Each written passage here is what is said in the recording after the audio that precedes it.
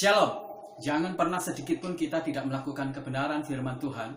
Sebab ketika kita gemar melakukan kebenaran firman Tuhan, itu yang akan menyehatkan hati kita, itu yang akan menyehatkan pikiran kita, itu yang akan menyehatkan seluruh hidup kita.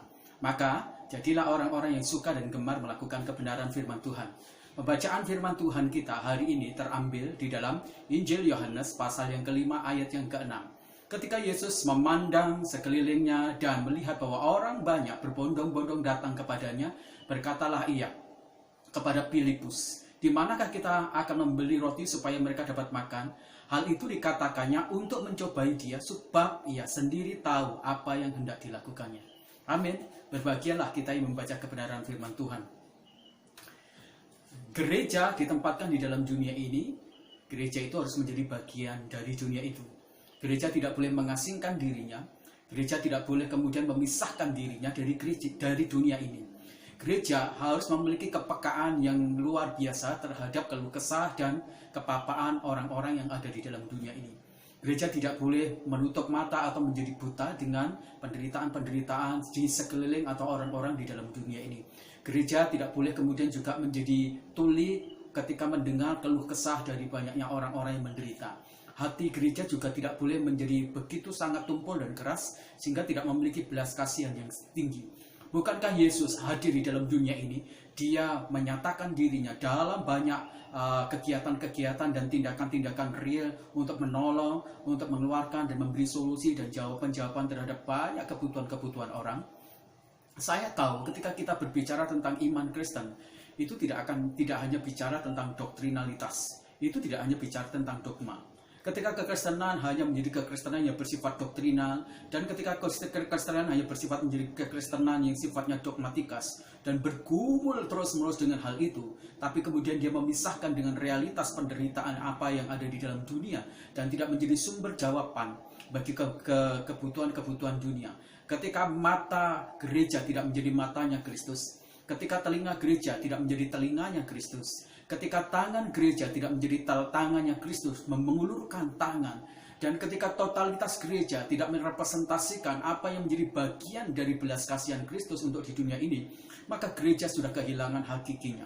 Bukankah gereja memiliki kemampuan teologi doktrinal yang sangat super kebenaran? Tetapi kalau kemudian tidak direpresentasikan, direduksikan secara langsung untuk menjawab kebutuhan-kebutuhan orang-orang dan dunia ini yang sedang papa, maka gereja kehilangan esensinya. Gereja kehilangan pamoritas rohani dia. Gereja kehilangan esensi tugas yang sangat penting, yaitu menjadi soter yang bukan hanya berhubungan dengan jiwa, tapi juga berhubungan dengan kehidupan kita sehari-hari. Itu sebabnya pagi ini saya ingin mengajak kita semuanya untuk membangun gereja atau orang-orang Kristen yang memiliki kegemaran untuk menjadi penolong. Ketika Yesus melihat banyaknya orang-orang yang datang mengikuti dia dan mereka mendengar pengajaran-pengajaran, banyak dari mereka semua yang tidak mempersiapkan diri berkaitan dengan pasokan makanan, logistik mereka semuanya. Dan Yesus melihat mereka sedang mengalami kelaparan. Yang dilakukan Yesus, dia berbicara kepada muridnya, kamu yang harus kasih makan. Nah, beberapa murid-murid punya alasan begini, Tuhan, kita tidak memiliki banyak uang. Toko-toko begitu sangat jauh. Jadi ada begitu banyak alasan-alasan yang dibuat oleh gereja dan murid-murid Tuhan untuk mereka menutup mata mereka bagi realitas penderitaan-penderitaan dan kekurangan dan juga kemudian kelaparan yang sedang dialami oleh manusia.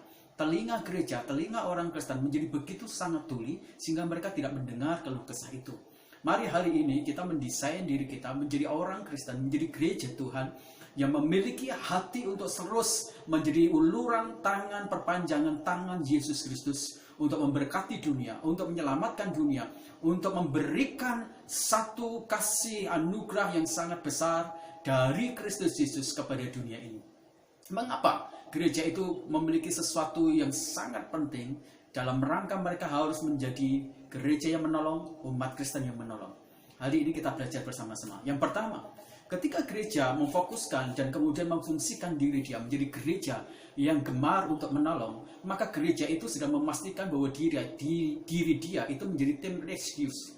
Nah, kalau kita bicara tentang tim pencari dan bukan hanya sekedar mencari, tetapi mereka mempersiapkan suplai, terus kemudian mereka menolong orang-orang yang sedang menghadapi bahaya luar biasa. Tim Rescues itu adalah satu tim yang secara khusus diterjunkan di daerah-daerah yang sedang menghadapi masalah-masalah. Di sana ada bencana alam, di sana ada masalah-masalah yang berkaitan dengan masalah-masalah yang pokoknya sangat-sangat krusial. Entah itu masalah bencana alam, entah itu masalah kelaparan, masalah apapun juga. Tim Rescues disuruh di sana mencari dan bukannya sekedar mencari, tetapi mengulurkan tangan, menolong mereka, menyelamatkan mereka. Jadi gereja yang memastikan bahwa diri dia adalah pribadi, adalah bagian dari representasi dari kerajaan Allah, menyalurkan berkat pertolongan dia, gemar secara aktif menolong orang lain, menolong dunia ini, maka gereja itu telah menempatkan diri dia, memastikan diri dia menjadi tim rescues, menjadi tim yang menyelamatkan, yang mencari, menolong. Ini yang luar biasa. Banyak orang yang datang kepada Tuhan Yesus, mereka tidak memiliki makanan, mereka kehabisan pasokan makanan. Ada di sana anak-anak, di sana juga kaum bapak, kaum ibu, dan juga ada yang sudah dewasa, kaum sepuh juga ada di sana. Dan mereka sangat membutuhkan. Nah, kita tidak boleh berdiam diri ada di dalam kotak gereja kita. Kita tidak boleh berdiam diri dalam sekat gedung gereja kita. Kita tidak boleh berdiri hanya dalam sekat iman kita. Mulai keluar, arahkan mata gereja, arahkan mata orang-orang Kristen untuk melihat penderitaan di sekitar kita. Arahkan telingamu, dengar keluh kesah orang supaya kau benar-benar memiliki hati yang penuh dengan balas kasihan seperti Kristus. Dan bukan hanya sekedar kau cari, tapi tolong mereka, rekrut mereka semuanya, gendong mereka semuanya supaya mereka bisa menikmati berkat-berkat. Ketika orang berada dalam bahaya yang sangat serius, dalam bahaya yang sangat akut, dalam kondisi ketika mereka kelaparan, dalam kondisi mereka menghadapi bencana alam, dalam kondisi mereka mungkin menghadapi gempa, dalam kondisi apapun juga yang disebabkan oleh masalah-masalah. Kalau hari-hari ini adalah masalah COVID, maka gereja juga harus keluar mengatasi itu semuanya. Saya ingat ketika di daerah Papua yang namanya Wasori, mereka menghadapi kelaparan. Apa yang dilakukan oleh pemerintah? Pemerintah mengirimkan tim rescues. Dan mereka mencari, mereka menganalisis, kemudian mereka menolong, dan mereka mendirikan tempat-tempat dapur-dapur umum, dapur sosial, supaya mereka bisa memberikan makanan. Mereka membuat tenda-tenda yang berhubungan dengan kesehatan, disuntik, semua itu diupayakan untuk menjadikan bahwa tim Rescues itu menjadi sangat super efektif untuk menolong begitu banyak orang, untuk membuat orang itu kemudian betul-betul menikmati apa yang tadinya mereka berada dalam masalah besar, terurai sedikit demi sedikit. Tim Rescues itu menjadi satu tim yang meringankan beban orang lain. Inilah hal yang harusnya dilakukan oleh gereja yang hari-hari ini. Gereja tidak boleh kemudian berdiam diri dalam sekat gedung, dalam sekat iman, dalam sekat denominasi, dalam sekat-sekat liturgi, tapi kemudian tidak dikembangkan dalam praktikalitas. Apa gunanya gereja memiliki kesalahan dalam teologi? Apa gunanya gereja memiliki kesalahan dalam moralitas dogmatika mereka? Apa gunanya gereja memiliki kebenaran yang menggebu-gebu, tetapi ternyata mereka tidak menjadi manfaat di dalam dunia ini? Maka gereja bukan hanya menjadi gereja yang kehilangan daya manfaatnya, tapi gereja benar-benar menjadi gereja yang malfunction. Saya yakin ini yang tidak diinginkan oleh Tuhan. Maka mari kita menjadi seperti tim Rescues, mencari dan mengupayakan supaya banyak orang-orang yang memiliki masalah-masalah berat akhirnya dapat ditolong, dapat diselamatkan, dapat dibawa di tempat-tempat supaya mereka kemudian dipulihkan lagi. Saya ingat ketika anak kecil itu melihat begitu banyak orang-orang kelaparan, bukan hanya Yesus, tapi anak kecil ini. Apa yang dilakukan? Dia memberikan roti dan memberikan ikannya. Saya melihat betapa hebatnya anak kecil ini juga menempatkan dirinya menjadi tim Rescues. Bagaimana dia membawa apa yang dia punya itu kepada Tuhan Yesus. Dia lihat kebutuhan itu, dia ingin tolong. Ini yang harus dilakukan oleh gereja. Ini yang harus dilakukan oleh gereja. Bukankah Allah kita di dalam Yohanes pasal yang ketiga 16 yang berkata, dia datang ke dunia ini mencari. Ini yang harus dilakukan. Gereja juga harus mencari orang-orang yang papa, orang-orang yang kesulitan. Bukan hanya mencari jiwa yang terhilang karena dosa, tapi juga gereja dan orang percaya juga harus mencari, menjadi bagian tim Allah, mencari dan menyelamatkan, memulihkan, memberi makan mereka semuanya, mengurai setiap beban berat mereka. Itu yang harus dilakukan oleh gereja. Jadi, ketika gereja memastikan dirinya menjadi gereja dan umat percaya yang gemar untuk menolong, maka gereja ini telah memastikan diri dia menjadi tim Rescues ilahi, tim Rescues kerajaan Allah. Itu yang pertama. Yang kedua, ketika gereja itu menjadi gereja yang gemar untuk menjadi penolong, maka gereja itu sedang memastikan dirinya menjadi sumber jawaban bagi kebutuhan banyak orang. Ketika murid-murid Yesus tidak memiliki kepekaan melihat banyaknya orang-orang sedang menghadapi masalah karena mereka lapar, Yesus melihat kepekaan yang luar biasa.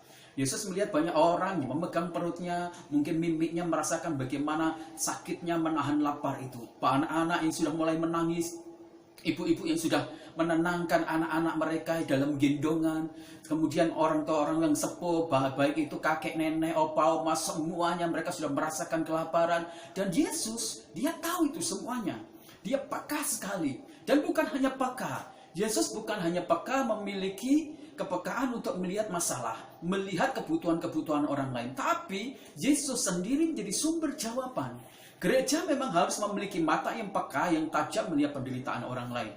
Gereja dan orang percaya juga harus memiliki telinga yang tajam mendengar keluh kesah, kemudian keluhan-keluhan, sayatan, ratapan dari pergumulan banyak orang. Tapi gereja tidak boleh berhenti hanya pada fokus peka. Tapi gereja harus menjadi sumber jawaban bagi kebutuhan-kebutuhan keluhan banyak orang. Bagi penderitaan banyak orang yang sedang dia lihat. Gereja harus memiliki itu semuanya. Gereja harus memiliki kemampuan untuk menjawab semua kebutuhan-kebutuhan dalam dunia ini. Oke, memang kita tidak memiliki kapasitas mungkin dalam bidang keuangan. Kalau kita bicara tentang membantu, banyak hal yang kita bisa lakukan.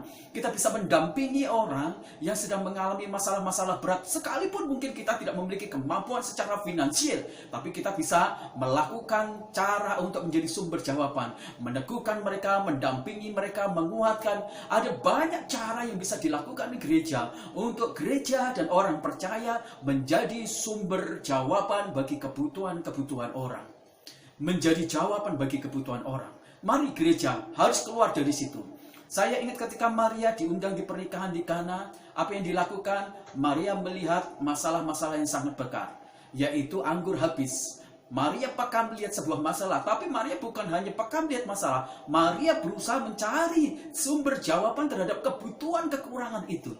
Gereja harus mengupayakan. Kalau gereja hanya berkutat di masalah-masalah ibadah, kalau gereja hanya berkutat di masalah-masalah di dalam, kalau gereja hanya berkutat di masalah-masalah sekitar di liturgi dan pelayanan, maka gereja kehilangan hakiki menjadi sumber daya manfaat yang berfaedah, yang menjawab kebutuhan bagi banyak orang. Bukankah gereja diberikan manfaat, diberikan kemampuan potensi surgawi dalam banyak aspek, dalam banyak potensi? Harusnya gereja menjadi sumber jawaban bagi kebutuhan-kebutuhan orang-orang yang papa di sekitarnya. Jangan kita berpikir demikian, banyak alasan-alasan atau alibi yang kita lakukan. Kita nggak punya ini. Jikalau gereja mau menjadi matanya Tuhan, menjadi telinganya Tuhan, menjadi perpanjangan dari tangan Tuhan untuk mengulurkan tangan, maka Tuhan akan menyediakan gereja sumber segala sesuatu, sehingga kita akan benar-benar. Ketika kita tidak memiliki sebuah program real, Tuhan tidak akan menyiapkan segala sesuatu. Tetapi ketika gereja melakukan segala sesuatu tindakan real, menjadi sumber jawaban, menolong, maka surga akan menyuplai dengan kebutuhan-kebutuhan yang diperlukan gereja. Ingatlah baik-baik. Jadi ketika gereja dan orang percaya itu menjadi orang yang gemar untuk menolong, maka gereja dan orang percaya itu memastikan dirinya menjadi sumber jawaban bagi kebutuhan-kebutuhan orang lain. Itu yang kedua. Yang ketiga, ketika gereja dan umat percaya itu menjadi pribadi yang gemar menolong, maka gereja dan orang percaya itu menjadi pribadi yang mengurai situasi panik, itu menjadi situasi yang penuh dengan ketenangan. Coba kita mau masuk ketika kita berada bersama-sama dengan orang-orang 5.000 orang belum terhitung. Mereka sudah semalam-malaman ikut Yesus dan mereka lapar. Saya ingin sedikit mendramatisir cerita tentang Yesus memberi 5.000 makan. Dengan memberi 5.000 makan itu hanya dengan 5 roti dan ikan. Tapi saya ingin mendramatisir begini. Bagaimana ketika kita ada di sana? Ketika orang-orang mulai menjadi panik luar biasa. Ibu-ibu mendengar tangisan dari anak-anaknya yang kelaparan luar biasa. Anak-anaknya berkata kepada ibu, kepada bapaknya, "Ibu, bapak, aku lapar, aku lapar." Belum lagi oma, opa mereka semuanya, belum lagi orang.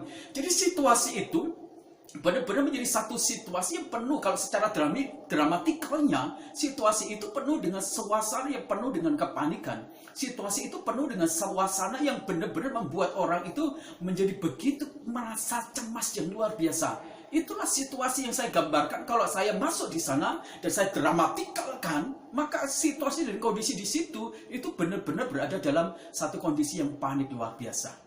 Nah, bagaimana gereja melihat kepanikan itu menjadi kesempatan gereja untuk mengulurkan tangan. Bukan membuat kesempatan gereja untuk mundur. Bukan menjadi kesempatan gereja untuk menutup mata, menutup telinga, menutup belas kasihan bagi mereka yang sedang panik. Ini kesempatan besar bagi gereja untuk berkontribusi, untuk menyaksikan cinta kasih Yesus, untuk membagikan anugerah kasih karunia dalam reduksi nyata, memberi pertolongan kepada orang-orang yang sedang panik. Buat mereka menjadi tenang, buat mereka benar-benar merasa nyaman. Dengan apa? Dengan bantuan kehadiran gereja, dengan pertolongan mereka yang real. Memberi makan 5 roti dan 2 ikan kepada 5.000 orang yang belum terhitung anak-anak, perempuan-perempuan.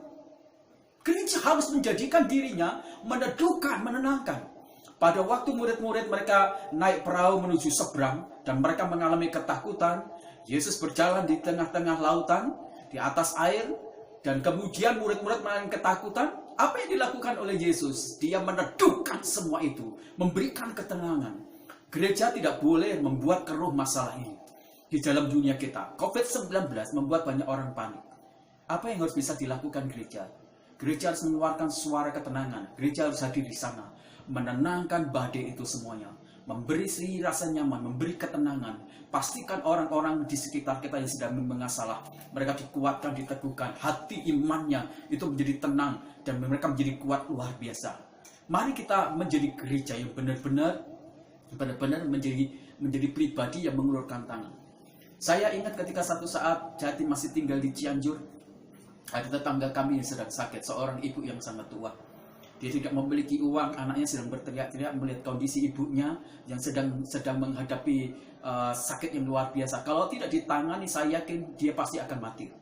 Ketika mereka panik, mereka berteriak-teriak, tidak ada satupun. Waktu saya datang di sana, saya lihat ibu ini sudah berada dalam satu situasi yang sangat menggenaskan luar biasa. Saya tidak pikir panjang, langsung kemudian saya gendong, lalu dia bawa ke rumah sakit dengan angkot, dan saya langsung bawa ke rumah sakit, ditangani di sana, dan puji Tuhan semua bisa tertangani. Saya bisa menanamkan perasaan dari anak dan cucunya menjadi tenang luar biasa, sehingga mereka kemudian menjadi berterima kasih, bersyukur, dan akhirnya mereka menjadi tenang luar biasa. Gereja harus lakukan itu.